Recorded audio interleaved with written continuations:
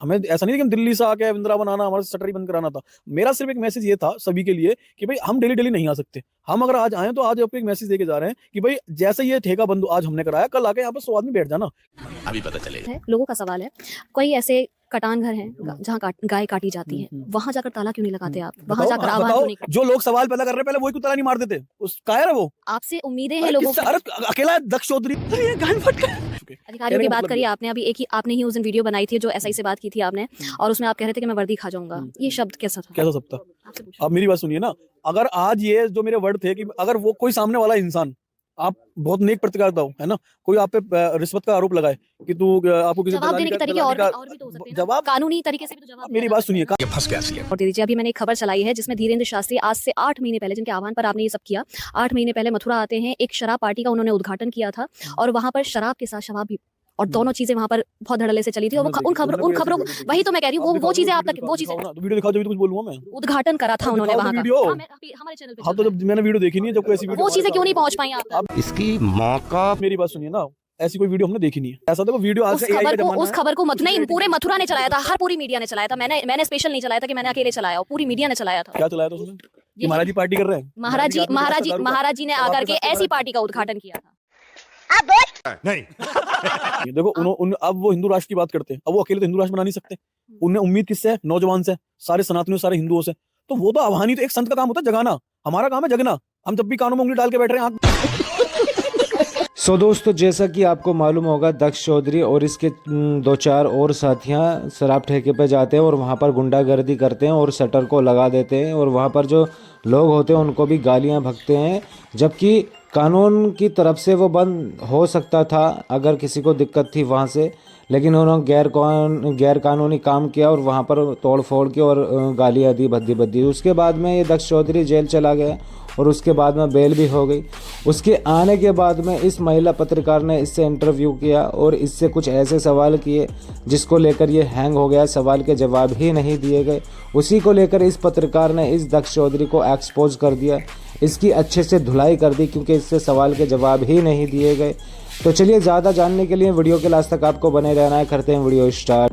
Picture चालू करो बे। दक्ष, जिस तरीके से आपने यहाँ वृंदावन में आके जो चीज़ें की थी, ब्रजवासियों में एक ये था, ब्रजवासियों को छोड़िए, आप हर व्यक्ति एक ये कह रहा था कि जो तरीका था आपका करने का वो बहुत गलत था। आप तरीके से भी उस चीज़ को कर सकते थे, उसी वजह से आपको जेल भी हुई। 5 लोग आप साथ में गए थे और आपके साथ में कुछ लोग ऐसे भी थे जो वहाँ मौजूद भी नहीं थे। जिस तरीके से बातें चल भी रही हैं, ये क्या कुछ कहना चाहिए? सभी ने, पहले जितने भी दर्शक हैं आपके, सभी ने जय श्री राम जय गौ माता की। इसमें एक लंबे समय से ऐसा था नहीं कि भाई मैंने जाके बहुत बड़ी क्रांति कर दी। लंबे समय से सभी ब्रजवासियों की मांग थी कि जो ब्रज के अंदर जो ठेके चल रहे हैं, नशा जो बिक रहा है और जो मांस वास, वो सब बंद होने चाहिए।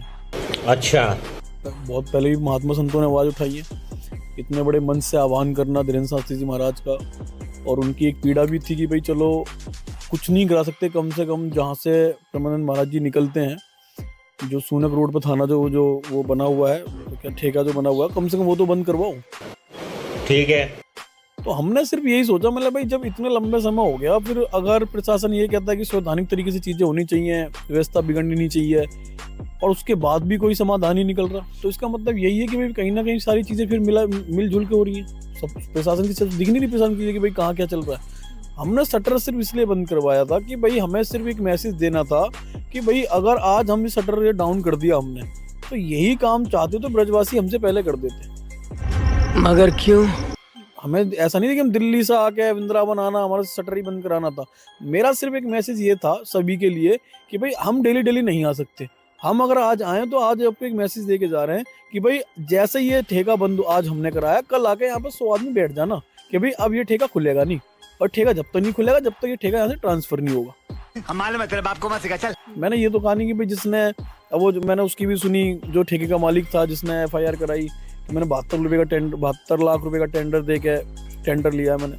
72 लाख के 72,000 करोड़ भी देता तो धर्म का धंधा थोड़ी बनाएगा कोई, समझना। कोई भावनाओं से ज्यादा थोड़ी हो गया 72 लाख रुपए कि भाई। चीज ये है ना कि सरकारी चीजें हैं और जिस सरकारी चीजों में, लोकतांत्रिक देश है, सरकार से बड़ी जनता है, जनता सरकार को बनाने वाली है। तो सरकार समझो पहले मेरी बात को, मैं क्या कह रहा हूँ। नहीं जिनके आह्वान पर आप पहुंचे थे वहां पर, हम्म। धीरेन्द्र शास्त्री जी, आपको नहीं लगता उनके एक कहने पर शायद वो अपने आप ही बंद हो जाता, अगर वो कहते और वो चाहते तो? आप मेरी बात सुनिए, देखो अब वो हिंदू राष्ट्र की बात करते हैं, अब वो अकेले तो हिंदू राष्ट्र बना नहीं सकते। उन्हें उम्मीद किससे है? नौजवान से, सारे सनातनियों, सारे हिंदुओं से। तो वो तो आह्वान ही, तो एक संत का काम होता है जगाना, हमारा काम है जगना। हम जब भी कानों में उंगली डाल के बैठ रहे हैं, आंख बंद करके सोते रहे, तो फिर क्या होगा भाई?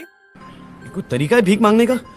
हमने वो काम करा ना, अगर उन्होंने आह्वान करा, उनके अंदर पीड़ा थी, तो हमने जाके सिर्फ ये करा कि भाई कम से कम ये ठेका तो बंद होना चाहिए, ये ठेका इसलिए और आपने- बंद भी ना हो, ट्रांसफर होना चाहिए वहां से वो। ठीक है, आपने जो किया, लेकिन उसमें जो तरीका था, जो आपने सेल्समैन को अंदर बंद कर दिया या गाली गलौज करना, या वहां पर जो मौजूद जो खरीद रहे थे, क्रेता विक्रेता दोनों को ही आपने जिस तरीके से किया था, और सबसे मेन बात गाली, वो चीजें, उन चीजों को क्या? मेरी गाली किसके लिए थी? किसके लिए मैंने गाली दी? मेरी गाली उनके लिए थी जो वहाँ पे दारू बेच रहा था, जो दारू खरीद रहा था, उसके लिए थी। और मेरी गालियों में इतना कौन से तीर, इतना कोई गोली तो थी जो किसने लग गई जाके?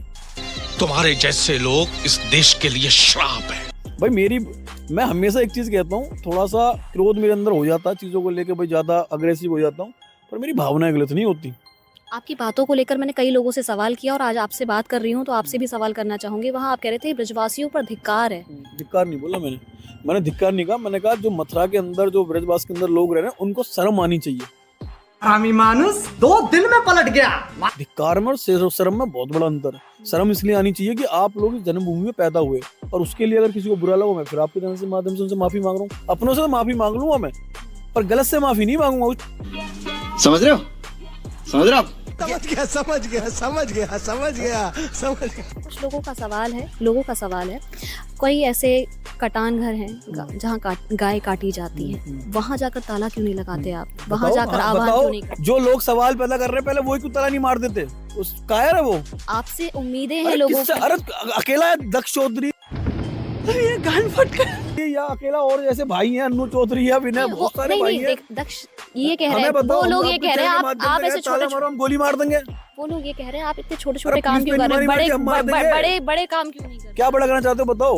लोगों का कहना हो? नहीं। और जिस तरीके से मैंने अभी क्या पूछा, कि गाय कटान जो चल रहे हैं, वहां पर जाकर आप क्यों नहीं आंदोलन करते हैं? वहां क्यों नहीं ताला लगा? ये फंस गया सीएम। तो मैं आपसे ये कह रहा हूँ कि आप जगह तो बताओ। जो लोग आपसे क्वेश्चन कर रहे हैं कि इतने बड़े कटान चल रहे हैं, कौन से बूचड़ खाना चल रहा है बताओ? अभी मैं गाली नहीं दे सकता। नहीं, गाली नहीं देना। अब फैमिली देखती है, वरना मैं ऐसे गाली दूं, ऐसे गाली दूं ना, जिंदगी भर याद रखेंगे। सो दोस्तों, जैसा कि आपने देखा, इस महिला पत्रकार ने सही सवाल किया है। मतलब और जगह बूचड़खाने चल रहे हैं, और भी जगह ऐसे काम हो रहे हैं, वहाँ पर आप क्यों नहीं जाते? यहीं पर आप क्यों करते हैं?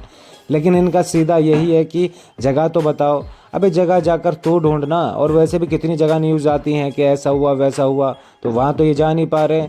और इनके खुद हिंदू भाई ऐसा कर रहे हैं, कुछ लोग तो ऐसा कर रहे हैं, लेकिन इनको दिखाई ही नहीं देता वो। लेकिन जो सिर्फ मुस्लिम वगैरह या कुछ ऐसा करते हैं, तो वो इनको दिखाई देते हैं। तो ये सब दोगले लोग हैं। इनकी ही सरकार में, बिहार में गौ हत्या हो रही है इतनी, मतलब वहाँ पर इनको दिखाई नहीं देता है। अपना ईमान ही बेच चुके। अधिकारियों की बात करी आपने, अभी आपने ही उस दिन वीडियो बनाई थी जो एसआई से बात की थी आपने, और उसमें आप कह रहे थे कि मैं वर्दी खा जाऊंगा। ये शब्द कैसा था? कैसा सब था? आप मेरी बात सुनिए ना।